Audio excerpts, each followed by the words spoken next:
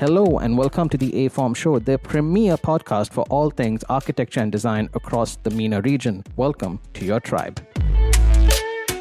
Hello and welcome to the show. Today we are joined by Muhammad Habsah, director at U+A in Dubai and a leading voice in contemporary architecture across the region. With a deep focus on context-driven design and innovative solutions, Muhammad has played a key role in shaping U+A's diverse portfolio of projects. His work reflects a thoughtful balance between creativity, functionality, and cultural relevance. So without further ado, let's get into it. Welcome to the show, Muhammad. Thank you, Alan. Thank you for having me. This has been quite a long time in the making, so I'm glad we could finally, get this together. I want to start off with, first of all, if no one's actually been to the office in Marina, I think you're missing out. This might be one of the most beautiful offices I've seen as an architect, and that's saying something. Yes.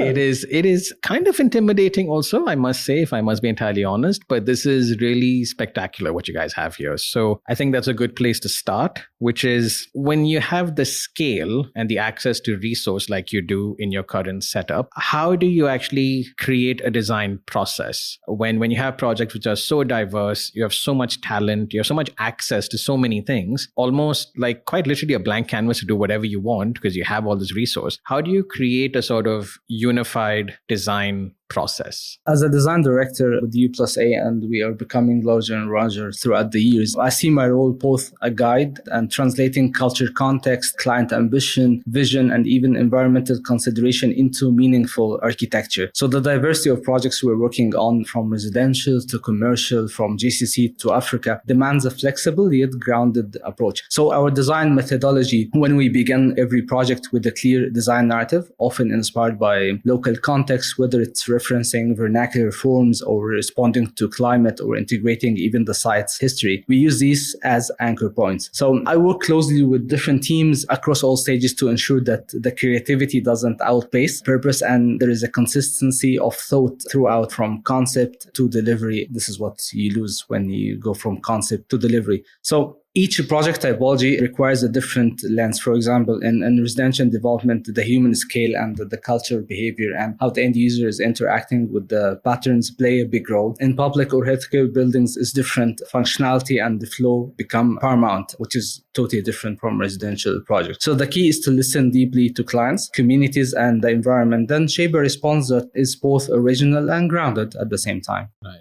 I think one of the things which a lot of studios of your size kind of face is, like you mentioned, teams tend to get siloed, right? Because you have obviously a concept team and then Correct. you have, delivery site, etc., etc. So if I could probe a bit further, how do you ensure that the design guardianship still remains with the original team? Because obviously there's much more input that comes on much later on with MEP structure, etc., etc. Correct. Are you still very, very closely involved even at that stage? Absolutely. Even the leads from the concept design are the ones who are staying with the project throughout, from concept to delivery. And again, the model we're working with, especially in these days in the market, in order to launch a project, it has to be a completed project in terms of the coordination. What you are selling to the end user in the market has to be the same thing they're going to see in reality. You know what I mean? And this is how we joined forces early on, from concept to delivery. So it's more of, we have a separation. We have more of a creative concept team that always push boundaries and trying to push the limits. And we have a post-concept team or a technical team who jumps into to be more technical on the job. But they join forces from early on in the concept stage to make sure that the concept we are delivering is a fully resolved concept, and what we are selling to the customer is what they are going to see in reality. Right.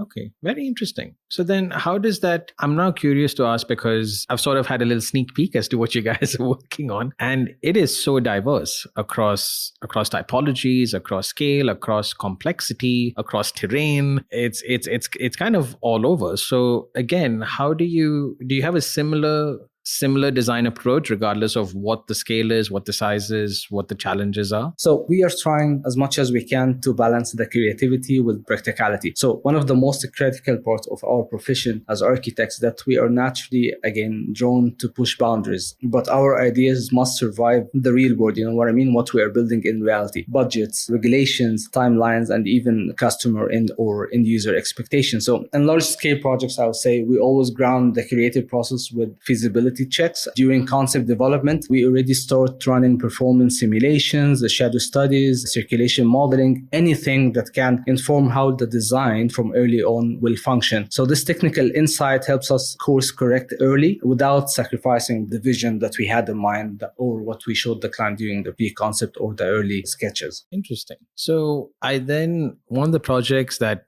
U plus A has been involved in, which has received a lot of press, which has won a lot of awards, is the Six Senses project, Yes. which it's amazing to look at. I mean, I have no doubt it's going to be in the world, probably one of its very few standalone sort of things that you can compare it to. While the design is amazing and a lot of our audience are designers, they can definitely appreciate the design. Could you share what your learnings were or findings were as you went through that project? Almost if you could talk to a designer about that project, what would you want them to know? Six Senses is one of the most special projects we had in U plus A. And one of the benefits is the identity and the brand of Six Senses. It helps us a lot to shape the project. So I would say it allowed us to work at the intersection of luxury, sustainability, and wellness altogether. So what made it super unique was the philosophy, the design philosophy behind it. So this wasn't just about designing buildings, but creating a complete sensory and emotional journey to the end user visiting the resort. So from a design perspective, we drew heavily from surrounding natural landscape and local heritage. The architecture doesn't compete with nature. In fact, it complements it. We use materials with tactile, earthy quality, stone, timber, texture renders to give all of this holistic feeling, all locally sourced and inspired. The design even incorporate natural light, open airflow, and the framing of the views as architecture and gestures. So we also, in fact, blurred the lines between the interior and the exterior spaces, allowing the experience of nature to flow into the daily rhythm of the end users. This also required a close coordination with the landscape architect, sustainability consultants, and well-being experts. So it's a project where every single details, from the positioning of the window to the scent of planting, was considered as a part of a holistic narrative, I would say. Right. And from my experience, when I've sort of worked with operators, generally speaking, they tend to always have a sort of vision for the brand, not even so much for the actual asset, but just for the brand itself. And I'm curious, when it comes to a project like Six Senses, given its location, given, its physical geography, sure, but even on a larger sort of world context, where it sits on the world map is quite special. So I'm wondering if they gave you guys some do's and don'ts, probably saying, yes, as Six Senses, we probably would have done X, Y, and Z on a different asset. But in this particular one, we want specific attention given to fill in the blank. So what would that be? Look, they have their own rules when it comes to do that and don't do that, because they build their brand throughout the years and they understand their customers, what they want and what they're going to enjoy. But again, and that's really funny because we did two resorts next to each other in the same spot, which is Six Senses and Four Seasons. And the site on Six Senses will force you to do a total different architecture from what we did on Four Seasons. The amount of terrain, the journey itself that we couldn't or we didn't have the chance to do it on the other resort. So again, integrating the brand regulations and the architect's vision with the nature is the key on that master plan. Okay. It's very interesting because, again, when you see it as a project, it does look like it's something quite special. So hopefully one day, I'm quite excited to visit. Yes, it's towards completion. The plan is to have it open by end of this year. Oh, okay. So it's very close for us to visit. Okay. Yeah. And can I ask you obviously you're seeing it, kind of progress on site physically. Are you excited to see the outcome? I'm super excited. We have been through a lot of, I would say, creativity and the design process of this project. And the fact, because of its unique location again, and the fact that it's a resort and the attraction that we'll have in terms of the end user, I'm super excited to see it opening, honestly. Can I ask you from a cultural perspective, because for a lot of our listeners who are international, they tend to think that, the Middle East is kind of all the same in the sense that there's Saudi, there's Dubai, there's Oman, etc., etc. Middle Eastern culture, sure, bargeels, shore, they kind of lump us all together in this one sort of cohesive Middle East mix, I would think. From experience, I obviously completely disagree with that because I think it is so dramatically different. So I guess my question to you is, would it have been significantly different if that project was in Oman, if it was in Dubai, or if it was in Saudi? Absolutely correct. It would have been completely different in the sense of the journey. Again, the architecture would still reflect the brand identity of Six Senses. But again, one of the biggest constraints when you start to design a project is, what is that project? You know what I mean? You can't just design a building, and this has recently become like that. You can't just design a building, and if you take this building and you put it on another site, if it worked, this building is a failure. I'll be completely honest with you. This is not a twin house. It's its own journey. You know what I mean? So need to make sure that what you are designing is responding to its own context. You know what I mean? It's reflecting people's culture, identity, even if it shows like part of the heritage. Again, brand identity is something, and the design personality of the site itself is a different thing.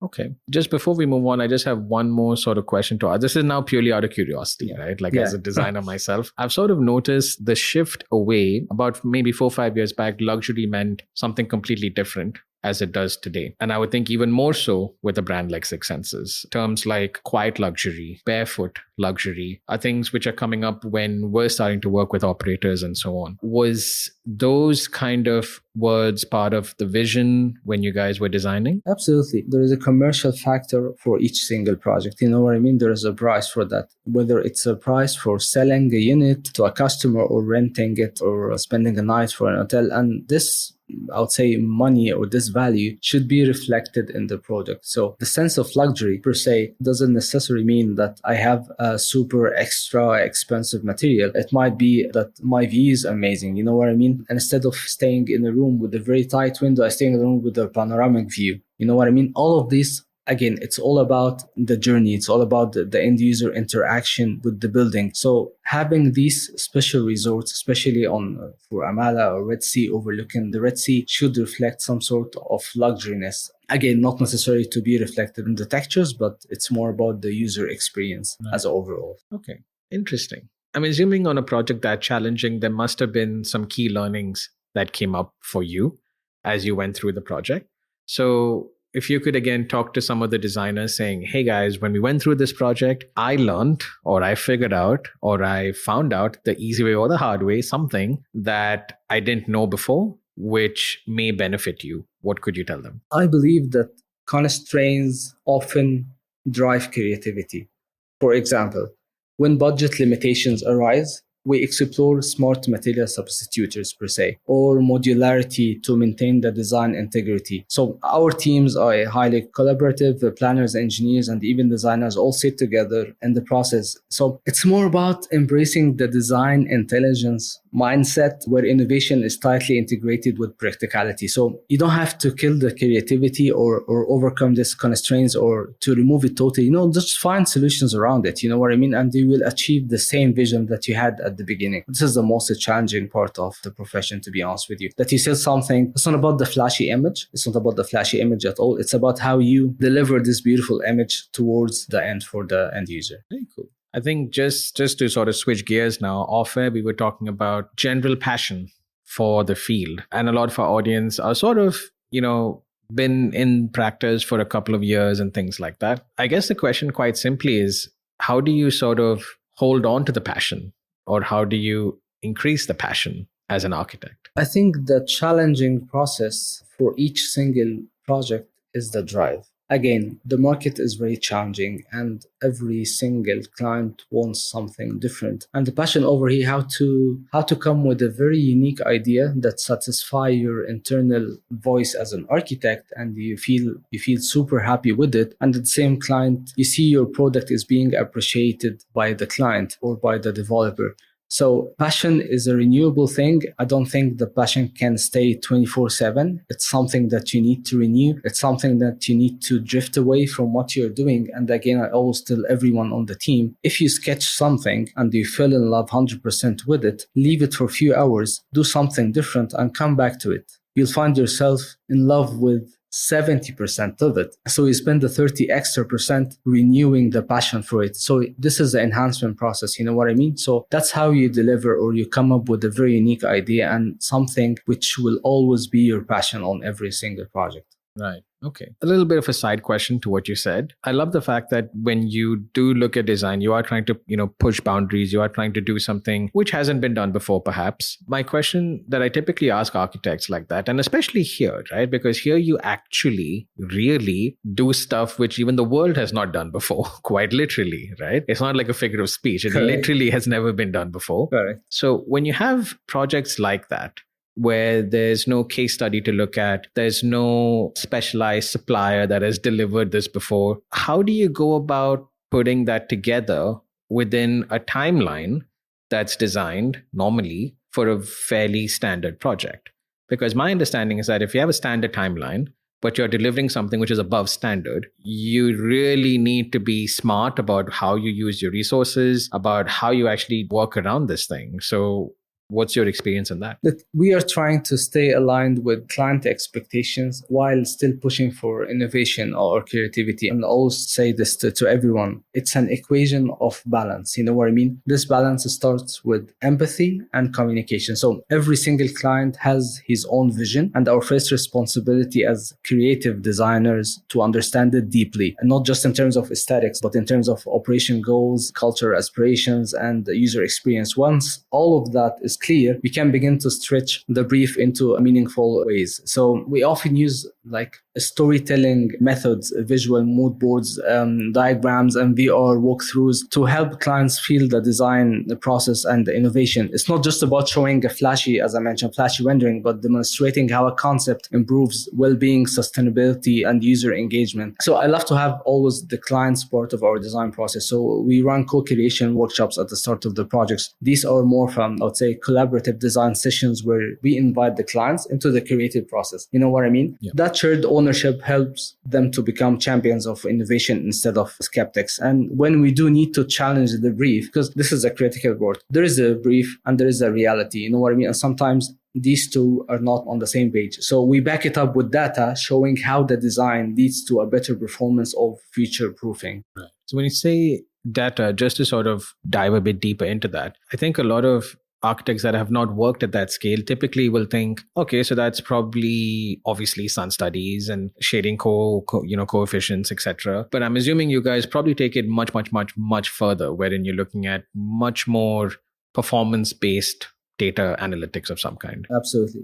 This is what we usually do. If we work on a project that we don't have, I would say, enough experience for it, and it's not our bread and butter, we do a proper R&D process. You know what I mean? And we come to the client because sometimes also it's new to the client, and this is how the process become a little bit interesting. It's new to us, it's new to the client, and it's a journey of exploration. You know what I mean? And we're working on a very interesting project at the moment. It's one of our bread and butter projects, but the client wanted something super different, and he wanted something that no one did it before.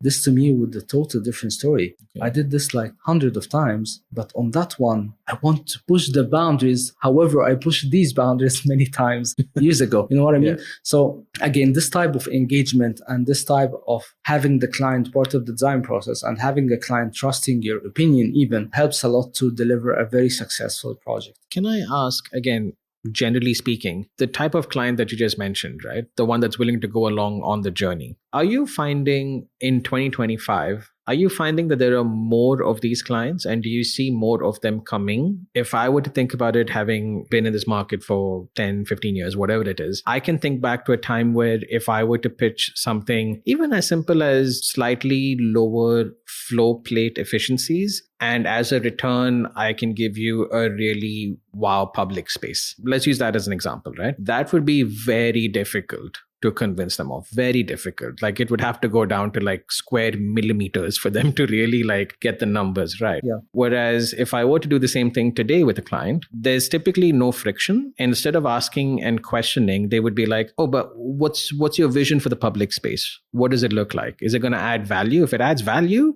yeah, sure. You know, recently, especially on the residential projects over here in the region, there is a huge understanding of the quality of the public spaces outside your own property. You know what I mean? Without mentioning examples, but I believe the last 3 projects, residential projects that we were successfully launched with multiple clients in the region, had a lot of quality in their public spaces, and they see this as an added value, and even added value to your own unit, even if this unit or residential apartment is slightly tight, especially on the project that we have a lot of constraints on the plot. You know what I mean? And you can't like give everyone the opportunity to have a perfect view or enjoy the sunset or whatsoever. You provide them with these amenities as public spaces. So I think recently there's a proper understanding from the clients and the developers on the importance of these spaces. Yeah. Yeah. And I think there's sort of a mind shift, right? Generally, when I think back in the day, again, when people thought of amenities, they thought of, okay, let's have a swimming pool, let's have a garden, that kind of thing, or maybe a gym, those are kind of the go-to ones. But I'm seeing briefs now where clients are saying, we want a cryo chamber and we want, a meditative space that has, a certain amount of oxygen that's pumped through the vents, and really getting, obviously into wellness, surely, but really getting niche and specific. I will tell you why. Because in general, there are some limitations to a residential product, right? How much you can enhance a 1-bed apartment, 2-bed apartment. You know what I mean? In terms of the layout of the living room in relation to the dining, to the kitchen, to the master, and all of that. You need to have an extra edge to make your product successful. And this is where the concept of the new amenities or public spaces is generated. You know what I mean? Okay, we need to provide more of the landscape areas. We need to provide this type of themed pool. We need to provide this type of sky gardens to bring people together. You know what? Sky gardens on a lower level on that view will be different from a sky garden 10 floors higher. So I think recently the idea of providing a lot of, I would say, flashy or great public spaces become an essential part of residential, especially products. True. I think maybe that's why I'm seeing a lot of it, because of the residential work that we do. Yeah. Some of these amenities are getting like quite crazy, actually. Wait, we can talk about that off air. Sort of as we, begin to wind down the episode, I want to ask you, you have had quite an interesting journey to where you are now, right? You've obviously been part of teams, you now lead teams. If you could speak to a younger version of yourself and tell the younger Muhammad Habsah, be like, listen, man, you don't know it, but in the next 10 years, this is what's going to happen. I think you should now get better at this, research this, learn about this. What would you tell him? I'll tell you the takeaways during my time in the profession. So I have learned that great architecture is never created in a vacuum, right? One of the most powerful lessons has been the importance of local identity, not as ornament, but as a core design driver. Culture, climate, and history aren't constraints. They are opportunities to make work that resonates and lasts. So in essence, architecture is not just about buildings. It's about people, place, and purpose. It's a responsibility as much as it's an art. So for younger generation of Habsah or younger architects entering the profession, my advice is stay curious, stay grounded, and never design in isolation. Always ask, who is this for? What story does this tell? And how will it shape the human experience? So especially with the technology, like we were talking before this episode about the technology, use the tools of technology, but don't let them replace your intuition. Let culture and nature guide you, and always design with empathy. The most timeless architecture isn't the loudest, it's the one that quietly serves generation. So one of my favorite quotes goes, the best design is where nothing can be added and nothing taken away, where the form is driven by meaning, not ego. So this has always reminded me that restraint, thoughtfulness, and clarity are the marks of truly great architecture work. That is actually quite a unique way to see it. I've never really thought of that way. And now when I think back to some of my favorite buildings in the world, Barcelona Pavilion, for example, change the material, it's probably different. You can't really add anything to that, because what would you? Yeah, you're kind of right, actually. That is very true. I've never really thought of it that way. Interesting. You again touched upon something which I think is quite interesting. I get asked from quite a lot of the younger generation. I mean, not that we're quite old, we're quite young ourselves, nonetheless. But from sort of almost like fresh grads, right? They come and ask me, what should I learn? Should I learn a new program? Should I learn, some kind of rendering? Should I learn how to prompt, etc., etc.? And I kind of tell them, and I'd like your opinion on this, I kind of tell them that I believe more than anything else, learn how to communicate. In fact, I would recommend, do courses where you actually give speeches or are very, sort of in public speaking a lot, where you have to communicate what your vision is. Absolutely. Not even so much for a client, but even with your team, for example. And I think if more architects learned that, along with the good design that they've already learned in university, I think that might be a more better use of their time. This is what I think. Do you agree? I think you need to learn how to tell the story. Again, you can sketch it, you can model it, you can have a very beautiful render, but if you failed to communicate this amazing idea to your audience, you're gonna fail. Trust me, if it's the best and the most beautiful render in the world, you're gonna fail. You need to know how to even tell a story on a very basic sketch. Yeah. You know what I mean? Because again, it's all about drawing. Again, it's about visual communication, but the words that are coming out of your mouth is really important when you are trying to sell your product. So I think the future of the profession depends on adaptability, technologies, and all of that. But we need to design for flexibility and keep learning continuously. You know what I mean? So the storytelling is a very important aspect of our profession. I have a bit of a hack, which is not always successful, but sometimes it is. I tell a lot of my architects that you've done the design, you've done your presentation, everything's ready, right? You're going to present tomorrow. Present it to a 5-year-old first, right? And you'll automatically realize where you lose the attention, what they don't understand. And they're like, what do you mean? I'm like, a 5-year-old is not going to understand what a fenestration is. Correct. Right? So maybe don't use that word, right? Maybe use something else. Maybe talk about the feeling of the space rather than 3.2 meters clear height. Because apart from us, who really actually knows what 3.2 meters looks like? I mean, for them, it's like tall ceiling. It can be 4.5, it can be 4.8, it can be 2.8, doesn't really matter, but it's a tall ceiling. So I think as architects, we kind of shoot ourselves in the foot a little bit when we talk about narrative, because we tend to be so somewhat technical about it. But I think if we sort of took that hat off and literally present it like you would to a 5-year-old, that helps a lot. Yeah, always I tell my team, try to reduce the amount of text on your presentations as much as you can. Yeah. It's a visual communication. Your client will see it and you will tell the story, right? The minute you have a lot of text and you're reading through the text and you don't have this visual communication, they can't connect. You know what I mean? Even if it's for 5 years old, once you see an image, he can relate to what 100%. You're saying. You know what I mean? If you say this opening, you say, what's the opening? If you said, these 4 lines determining the window or whatever, you say, I start to get it. You know what I mean? So visual communication is as important as the storytelling. So I totally agree with you. And I think one of the things that we don't learn in the early days of architecture, that every single line means something. You know what I mean? If I have a sketch in front of me and I draw a horizontal line, it's totally different meaning if I draw a vertical line in my mind. So the minute you have this feeling and the minute you understand that this line will have specific part of your story, you will be successful. True. It's fascinating, right? There's so much we can talk about.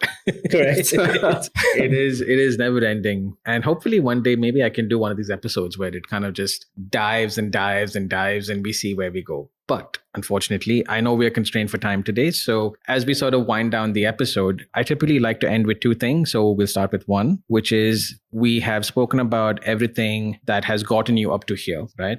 What is Habsah working towards in the next 3 years, 5 years? What's the kind of work you want to be doing? What's the goal? What makes you wake up in the morning and you say, yeah, I'm going to get that. That is what fuels me. What are you working towards? I've been doing architecture for over 15 years. And I've also come to see that my leadership position as a service role, my job isn't just to set the vision, I'll say, but to create an environment where talented and young designers can thrive, challenge ideas, and even contribute meaningfully. This kind of culture leads to stronger and more resilient outcomes. I find my passion, because I don't want to say I did everything in architecture, but again, I want to put a lot of effort to support the young generation to be great architects. You know what I mean? It's really challenging nowadays with technology around us, everything becoming really easy. You know what I mean? I'm not against technology, I'm not against AI, but you don't feel the pain throughout the design process. And this is what I'm trying to translate to the younger generation and put all my effort for these guys to be great architects.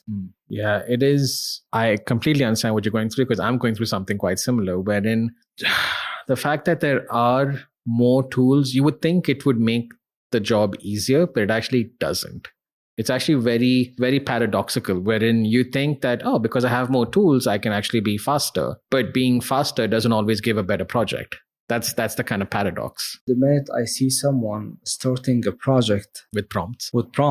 On his PC or laptop, I look at him, I said, or at her, I said, guys, just draw it. Just draw it. Just translate the ideas in your mind through your hands. Yeah. Just do it. Just the bubble diagram. Yeah. Do whatever you want with your hand. Then use the technology to bring it up. You know what I mean? I don't want the new generation to lose this feeling. Because again, I remember one of the projects I worked on it previously. I sold the idea to the client in the meeting on a sketch I did 3 days before the presentation. And this idea was completely out of the presentation. You know what I mean? For a reason or another, we decided not to show it. Then the client said something very similar to that. Yes. Then we showed him this drawing, so he felt it. You know what I mean? Yes. He told us the idea, and the minute he saw it on sketch, said, he wasn't an architect. He said, yeah, this is exactly what I had in mind, but I couldn't understand how to draw it. You know what I mean?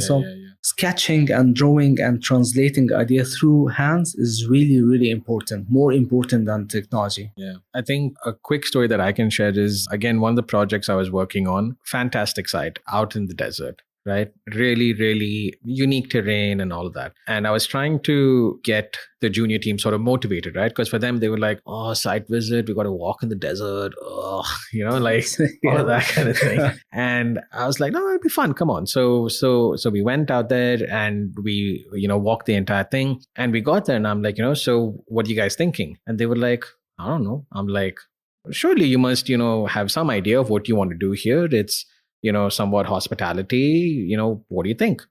I don't know. I'm like, all right, fine. So then I literally opened the sketchbook and I was like, from where we're at now, wouldn't it be cool to have a chair here? Like a good lounge chair? They're like, yeah. So I drew a lounge chair. Wouldn't it be nice to have some company with you? So maybe 3 or 4 lounge chairs. Yeah. If it's winter, would be nice to have a fire pit, right? Which way do we want to be looking? Northwest, southeast? Southeast? All right, let's look southeast. What do we want around us? We want some glazing. Do we want sliding or bifolds? Do we want complete panoramic curved glass? Curved glass? All right. Curved glass. How does that terminate behind us? Is there wall? And before we knew it, we started developing a room. And from that room, we then said, okay, do we want 3 rooms in a row? Do we want 5 rooms in a row? Do we want 8? Are they mirrored?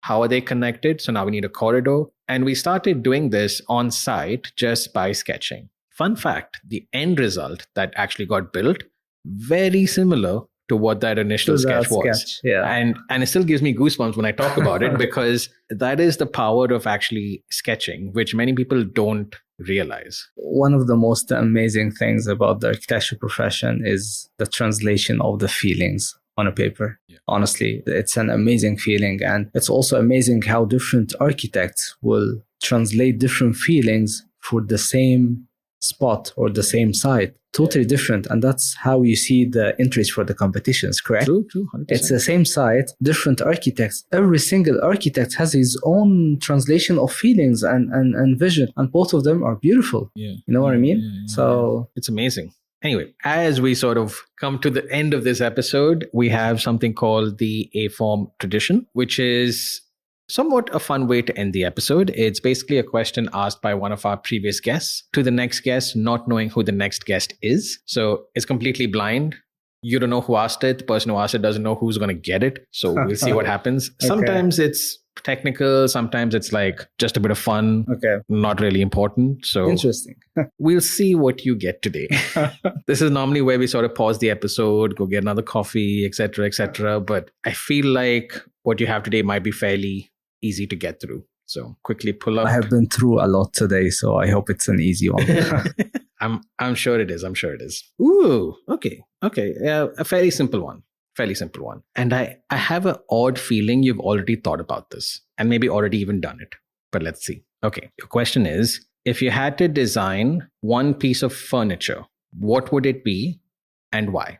So I'm assuming by furniture, it could mean obviously table, chair, sofa, whatever, but it could even be, I say maybe even a lighting fixture that falls under furniture, loose furniture, maybe. But if you could design something, what would you pick and why? You can take your time. That's a very interesting question. You know what? because I have noticed this throughout my architecture life, especially in the design studio. I will design a chair, and you can see it once you pass by our studio. Every single team member has his own way of sitting, designing. You know what I mean? Yeah. It's really amazing. I have people sitting with all of their body and legs on the chair. They're super flexible. I'm not sure how they do it. I have people like half of their body on the chair and half of their body is like flying. You know what I mean? So I think the chair could be a very good translation of, I would say, architect postures. You know what I mean? So I will design a chair, definitely. Oh, okay. So we have a chair that is inspired by the architecture studio. Yes. Cool. I'm thinking what I would do. I can't think of anything. I feel like I've been wanting to do a good coffee table, to be honest. But not kind of the, big oversized coffee table, which you normally see. Something which is really like, I have this thing wherein I like having a place to keep something right next to me. So like something really small, maybe even attached to a chair, perhaps. I don't know. But yeah, maybe something like that. Interesting. So we're both around function, I think. Yes, absolutely. And neither of us are thinking about luxury or like a big sofa or anything.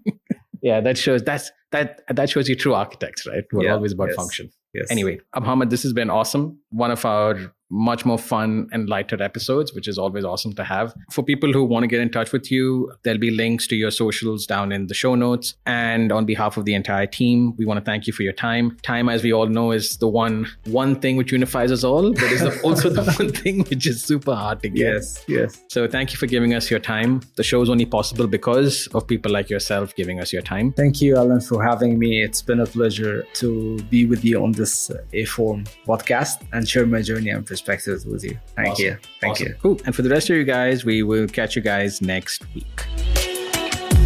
Fellow aFormer, thank you so much for your time. If this episode added any value to you, please share it with anyone who may benefit. If you want to carry on the discussion, please get in touch with us over socials. We are at aForm Show on the gram and hello@aForm.studio on email. That is at aForm Show on the gram and hello@aForm.studio on email. Until next time, stay inspired.